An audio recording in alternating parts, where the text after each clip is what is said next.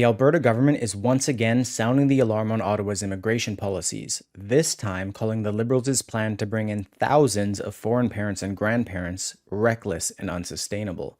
Meanwhile, Premier Danielle Smith is calling out the legacy media, saying the CBC's ousting of anchor Travis Dhanraj reveals exactly how biased this system is. Plus, the town of Jasper is walking back comments about the province's wildfire response after Smith demanded an apology and accused officials of blaming Alberta for federal failures. And finally, the Conservatives are calling on Parliament to shut down ballot exploitation ahead of Conservative Leader Pierre Poilievre's by-election set for August 18th in Battle River Crowfoot, with a growing number of protest candidates. I'm your host, Isaac Lamoureux. Let's hop into that first story now. The Alberta government is tearing into Ottawa's immigration plans after the federal Liberals announced they'll accept up to 10,000 new applications to sponsor parents and grandparents in 2025. In a Tuesday release, Alberta Immigration Minister Joseph Schow called it a careless decision that completely ignores the realities on the ground. He said, quote, "Under the federal Liberal government, Canada's immigration levels have ballooned. Almost 2 million newcomers entered Canada last year alone, without any regard for the provinces that are tasked with delivering frontline services. This latest move will only serve to further increase the unsustainable pressures on our hospitals, schools, and housing markets." He said that inviting a large number of parents and grandparents into the country without consulting the provinces will place more strain on already overburdened health systems. He said, quote, "This creates serious concerns for both Albertans and the newcomers themselves, who may not receive timely care if our system is overwhelmed." Premier Danielle Smith had echoed those concerns in the past, saying the Liberals blew it on immigration, leading to widespread affordability issues. She said, quote, "You've seen the result of it. The reason why housing prices have spiked, why food affordability has spiked, why affordability on every front has spiked, is just because if you have too many people chasing too few jobs, too few homes, and too little employment, you're just going to end up causing problems. The federal government blew it, and it's such a tragedy." Smith also revealed that Alberta's Alberta is Calling campaign, aimed at attracting unemployed Canadians to move west, was completely overwhelmed by federal immigration levels. She said, quote, "What we didn't anticipate was that the federal government was going to completely let off all controls of all streams of immigration at the same time." The ongoing Alberta Next panels ask questions after each of the 6 topic areas for immigration. The question is, quote, "Should Alberta take more control of the immigration system to counter Ottawa's open border policies?" The sentiment surrounding immigration in Alberta is at such a point that the host of the town hall in Red Deer considered the outcome predetermined and didn't even bother conducting the poll on immigration. More than 817,000 newcomers were admitted to Canada in the first 4 months of 2025 alone. A leaked memo shows that over 3 million temporary residents are now living in the country, equal to 18.5% of the private sector workforce. Of those, nearly 130,000 are without valid permits. Schow is now calling for immigration to be cut below 500,000 per year and for provinces to have more say in who they accept. He said, quote, "Our systems need time to catch up before more pressure is added. Immigration must be sustainable and aligned with provincial capacity and priorities. The federal government cannot continue to make unilateral decisions that ignore the realities on the ground." For our next story, we'll look at Smith taking a swing at legacy media and providing recent receipts. Alberta Premier Danielle Smith is calling out legacy media bias, this time pointing to the resignation of CBC anchor Travis Dhanraj. Shortly thereafter, another former CBC journalist blew the whistle on the state broadcaster with claims of censorship, bias, and ideological gatekeeping. On a recent episode of the Pagan podcast, Smith was asked whether Canada's institutions, like the courts, public service, and media, lean conservative or liberal. Smith said the CBC's recent controversy painted the picture clearly. Former CBC anchor Travis Dhanraj recently said he was, quote, "forced to resign" from the public broadcaster after raising concerns about tokenism, editorial bias, and a culture of exclusion. Smith said, quote, "I think part of the reason why the decline in mainstream media and the rise of alternative media is because, for some reason, they decided they didn't want conservative voices and didn't want conservative viewers. Conservative viewers have complied and gone elsewhere." She also shared an anecdote about one of her ministers being interviewed by a journalist who contacted 12 sources, but quoted none of them because they all agreed with the UCP's position. Instead, the reporter searched for a lone dissenter outside the province just to publish an oppositional take. Dhanraj's lawyer later claimed he was offered a demotion and a non-disclosure agreement in an effort to silence him. Now, another former CBC journalist is backing him up. Jason Unruh, who previously worked in both Yellowknife and Ottawa, wrote in a True North column that he witnessed, quote, the CBC's culture of ideological conformity and censorship up close, adding that it would shock most Canadians. Unruh said he was repeatedly blocked from airing skeptical views on climate change or Indigenous issues, and recalled one case where an interview with a geologist questioning anthropogenic climate change was scrapped because CBC brass insisted he find someone to debunk it, and he refused. He said, quote, same deal in Ottawa. Overbearing woke managers in our editorial meetings squashed any opposing views. So we ended up with the same old predictable one-sided stories. In another case, Unruh was told he couldn't book Ontario MPP Randy Hillier to speak on Indigenous land claims, with editors simply calling Hillier crazy. He also pointed out that David Suzuki could appear unchallenged on the CBC. Unruh's allegations follow those of former CBC producer Tara Henley, who resigned in 2022 and said the state broadcaster pushed a radical political agenda that stifled critical thinking. Henley described a workplace where dialogue itself can be harmful, and race-based guest booking practices replace genuine journalistic inquiry. Unruh said, quote, the best way to remain at the CBC, either casually or otherwise, is to toe the ideological lines. Employees toe it because the pay and benefits are fantastic. Then there are the true believers at the CBC who are also in abundance. Smith said that despite left-wing bias influencing young minds through academia, young adults are graduating from university with sometimes over $100,000 in school debt, yet are still unable to find a job, buy a house, or financially support children. She said, quote, I feel like young people are having a really tough time right now. They're asking questions. Why is it so expensive? Why don't I have a job? Why can't I buy a house? Why is so much of my paycheck going to pay for taxes for programs that I don't even use?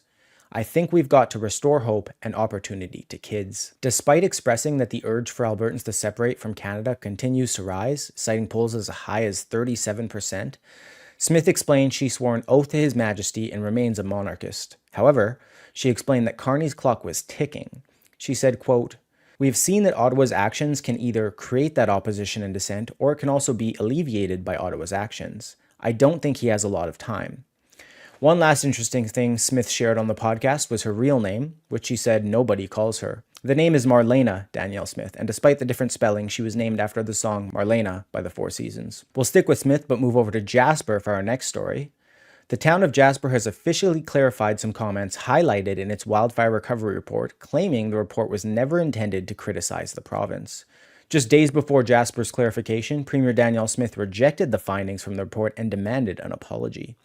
At a press conference last Friday, shortly after the report's release, Smith said, quote, whatever it is that they are trying to do, deflect blame, I'm not impressed with it, and I would ask for an apology from the city. She also called on Parks Canada to, quote, swallow its ego and work towards a unified command structure.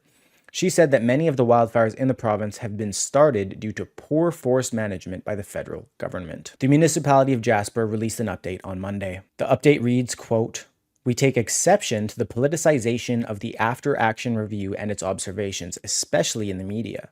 Jasper is committed to transparency and constructive reflection, and we believe emergency response deserves thoughtful dialogue, not division. Unfortunately, much of the recent media coverage has narrowly focused on a single sentence within a 50-page report.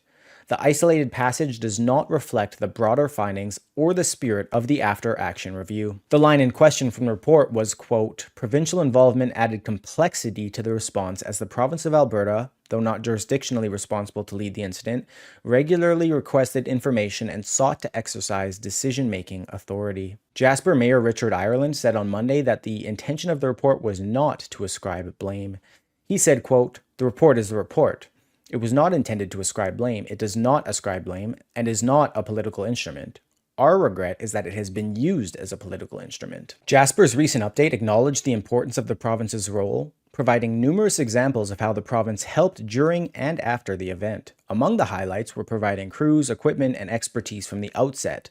The province also deployed firefighting and search and rescue teams to help with the evacuation. Additionally, the province invested $181 million in 9 different programs to help Jasper and its residents. Smith said she appreciated the clarification and that Jasper had acknowledged the province's critical support in fighting the 2024 wildfire that burned most of the town to the ground. She said, quote, "We appreciate that the town of Jasper has clarified the intent of their recovery report and acknowledged that it never intended to be critical of the province's contributions." Public Safety Minister Mike Ellis also expressed gratitude to the town while simultaneously criticizing the media. He said, quote, "I appreciate the town of Jasper setting the record straight on the recent recovery report and recognizing the province's support during the wildfire crisis. Misrepresentation of the findings by some media outlets was not only misleading, but also divisive.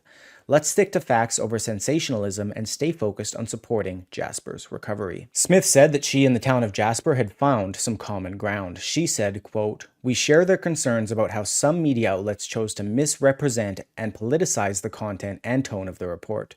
Our focus remains on working to build a stronger, more resilient future for Jasper and all Albertans affected by wildfires." For our next story, we'll switch to a more national angle, if you would, despite still happening in Alberta. The Conservatives are asking the Liberals to fix a loophole in Canada's election laws, which is currently being abused by a group to flood Conservative Leader Pierre Poilievre's ballot with a number of protest candidates. In a letter to Government House Leader Stephen McKinnon, Conservative Leader Pierre Poilievre and Conservative MP Michael Cooper demanded swift action to stop the longest ballot committee from exploiting the nomination system and stuffing the candidate list. The letter reads, quote, "This is not democracy in action. It is a deliberate attempt to manipulate the rules, confuse voters, and undermine confidence in our elections." The two Conservatives demanded that action be taken immediately upon Parliament's return in September. However, even if the federal government does abide, the change will come too late for Poilievre's upcoming by-election in Battle River Crowfoot, which is scheduled for August 18th. When I originally wrote the article on Tuesday morning, the ballot had 152 candidates. When Poilievre called the election protest group a scam the Friday before that, 102 candidates were registered, and as of Thursday, the list had grown to 192 candidates. The Conservatives have issued 3 demands. Firstly, they argue that candidate nominations should require 0.5% of the population in a riding, not just 100 signatories. As for those signatories, the Conservatives demanded that signatures be limited to signing for 1 candidate. And lastly, they demanded that official agents can only represent 1 candidate at a time. The letter reads, quote, "These reforms will make the longest ballot scam impossible to carry out again and turn the ballot back to voters, free from manipulation. Conservatives stand ready to work with you to solve this problem." So yeah, on Tuesday morning, 155 of the 152 candidates, which is just over 95% in the riding, have Thomas Schuich listed as their official agent. By Thursday, this grew to 183 of 192, which is still just above 95.3%. Assuming every one of those is associated with the longest ballot committee, there were only 7 other candidates on Tuesday, and now there are 9. Currently, the law only requires 100 signatures from local electors for someone to run. There is no rule preventing an individual from signing nomination papers for multiple candidates, nor is there a limit on how many candidates a single agent can represent. Poilievre and Cooper said, quote, "These aren't real candidates. They aren't campaigning. They aren't engaging with constituents. This is a coordinated scheme to weaponize the ballot and disrupt our democratic process. This blatant abuse undermines the integrity of our elections." And Elections Canada addressed the controversy on X, confirming they had previously raised the concern with the federal government, but that the Liberals did nothing. The agency confirmed that no changes can be made without an act of Parliament. Elections Canada wrote, quote, "Our role is to administer the Canada Elections Act, which is set by Parliament. While the Chief Electoral Officer can make recommendations, it's up to parliamentarians to change the act." The longest ballot committee was similarly behind the 91 candidate ballot in Poilievre's Carleton riding, where he lost to Liberal MP Bruce Vanjoy. Comments on Elections Canada's post to X saw a recurring call from users, and that was for the agency to at least put candidates with official parties at the top of the ballot instead of being buried somewhere in the middle. The vast majority of the replies were negative, citing electoral distrust. One user said, quote, "Figure it out before the election. If you don't, you serve no actual purpose." And that wraps up this week's Alberta Roundup. My name's Isaac Lamoureux. Have a great weekend. Thank you, and God bless.